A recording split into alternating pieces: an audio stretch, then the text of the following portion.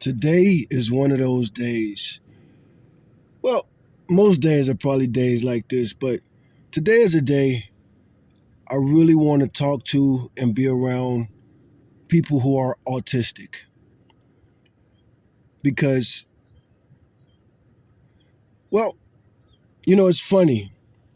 I'm 47 years old now, and I don't hear these words often or these phrases often, but I do. One thing I hear often is, you don't look homeless. And I've been homeless most of my life, and I've been dealing with this most of my life. And a lot of times this will come from people who aren't really homeless, Um, since I've been homeless most of my life, my address is a place for homeless people.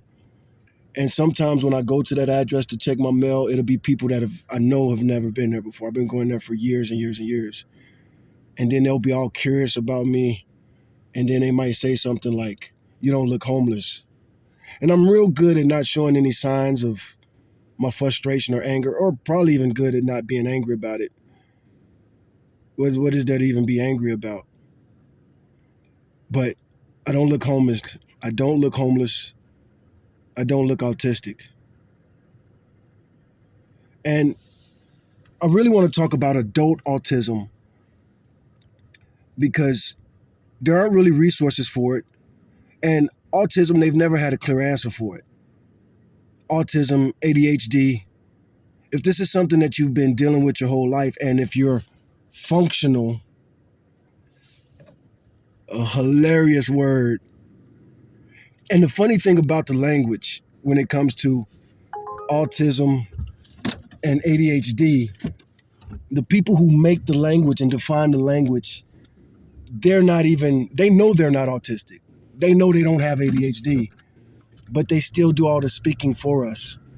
So what I really would like to do is work with autistic children, because it almost seems like we do recognize each other, especially the children. It makes me think about the Bible and the message of the Son of Man. He said the time will come where the children will lead. And we're kind of there. Probably always been there. Young people set the trends, teenagers set the trends, and of course, they are always the future. So I do want to work with autistic children, but I'm an ex-convict. And that's never really stopped me from working with children. I've never hurted children, and that's the thing too about those of us with all of these conditions. We're much more likely to be victims of any of these crimes, but we're much more likely to be seen as the perpetrator of these crimes. Anyway, since there aren't a lot of resources or expertise, I want to talk about it here on my YouTube channel.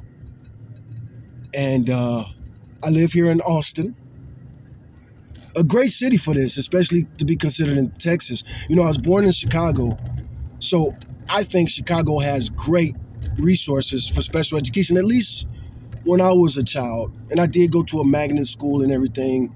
And of course, I was always considered, precocious. They've always known that it was something wrong with my brain. But the way I look at it is like, it's not my brain that's wrong, it's you guys, And that's just a fact, man. That's just a fact. Now, of course, autism comes in so many forms and so many shapes. But it makes me think back to that George W. Bush program, No Child Left Behind. That should have been No Child Held Back. We're all individuals, and we all know certain things. Certain things are factual. And I've been talking to AI a lot. And of course, all my life I've talked to myself, because talking to myself are the only times I can have actual, real, logical questions. And now that I'm talking to AI, I expect it to be just as logical.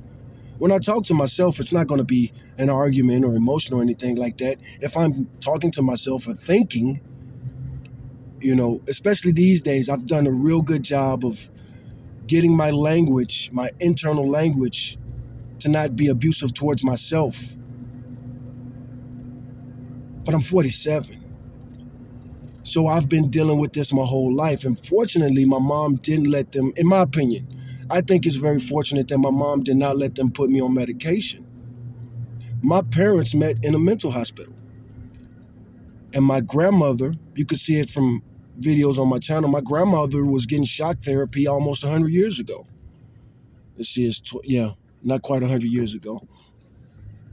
But anyway, that's all I'm going to talk about for right now. Well, I will talk about this too. You know, I isolate. I live in vehicles and tents and stuff like that. I haven't lived indoors in many years. I haven't slept in a bed. You know, I don't sit down when I eat unless it's necessary. If I'm like around a bunch of people, I usually eat by myself so I can eat standing up, walking around or whatever. I don't use the bathroom like regular people. I use the bathroom correctly. But anyway, like, share, subscribe, and join the conversation. I don't care. Why would I?